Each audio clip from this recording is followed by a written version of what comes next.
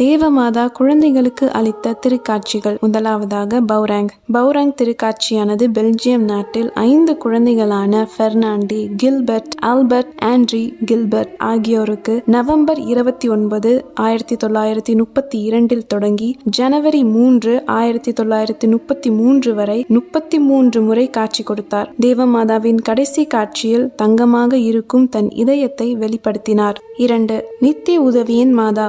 August 15, 1652 ஆண்டு பிரான்சில் இத்திருக்காட்சியானது நடைபெற்றது.